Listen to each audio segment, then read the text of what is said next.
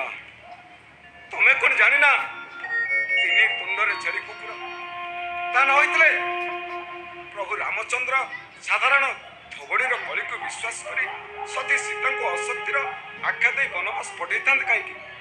ଠିକ୍ ସେମିତି ଏ ଦୁନିଆଟା ଯେତେବେଳେ ତମକୁ ଅଲକ୍ଷଣୀ କହି ଡିଣ୍ଡିମା ପିଟୁଛି ଏ ଅସହାୟ ବୁଢ଼ାଟା ସୁଲକ୍ଷଣୀ କହି ଯେତେ ଚିତ୍କାର କଲେ ବି କିଏ ବିଶ୍ୱାସ କରିବନି ମା? କିଏ ବିଶ୍ୱାସ କରିବ? ଆପଣଙ୍କୁ ବିଶ୍ୱାସ କରିବାକୁ ପଡ଼ିବ ବାପା,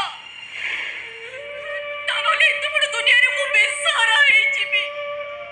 ଆପଣ ଖାଲି ମୋତେ ଏତିକି ଆଶୀର୍ବାଦ ଦିଅନ୍ତୁ, ଆଉ ସେଇ ଆଶୀର୍ବାଦକୁ ମୁଁ ମଥାରେ ଲଗେଇ ବଞ୍ଚିବାକୁ ଚାହେଁ। କଣ କହି ତମ ଆଶୀର୍ବାଦ ଦେବି ମା?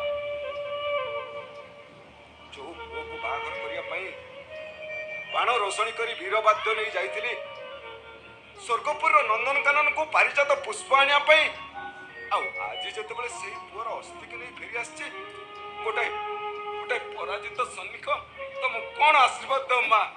କେବଳ ଏତିକି ଆଶୀର୍ବାଦ ଦଉଛି ମା, ଅତୀତର ସ୍ମୃତିକୁ ପିଲାଦିନର ବାଲିଘର ଭାବେ ତମେ ଭୁଲି ଯାଅ, ଆଉ ବର୍ତ୍ତମାନକୁ ନେଇ ତମେ ଆଗେଇ ଚାଲ ମା।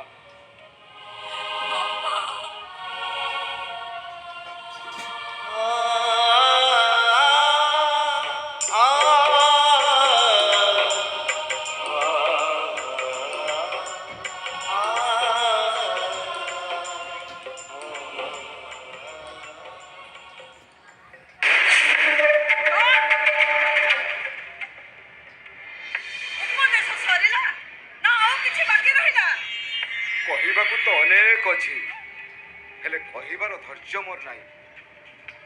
ତମକୁ ଏତିକି ଅନୁରୋଧ କରୁଛି ପ୍ରତିମା, ସାଗରର ଶୁଦ୍ଧିକ୍ରିୟା ସରିବା ପରେ ଗଙ୍ଗାର ତା ଅସ୍ଥି ବିସର୍ଜନ କରିବା ପର୍ଯ୍ୟନ୍ତ ଆକୁ ନେଇ ତମେ ସାଇତି ରଖ, ଆଉ ଏ ବୃଦ୍ଧା ଟିକକ ପାଇଁ ନିଜକୁ ଶୌଚ କରାଅ।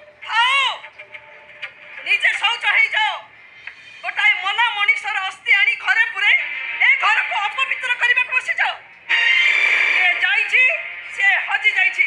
ପ୍ରତିମା, ପ୍ରତିମା, ଆରେ ଛାଡ଼, ପ୍ରତିମା, ପ୍ରତିମା, ପ୍ରତିମା।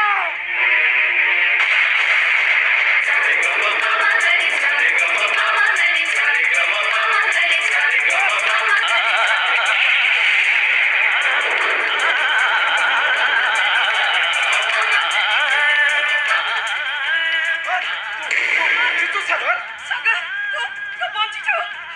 ମୁଁ ଯାଉଛି, ଖୁସି ଖବରଟା ସମସ୍ତଙ୍କୁ ଜଣେଇଦେବି। ହଁ ଡାଡି, ମୁଁ ବଞ୍ଚିଛି।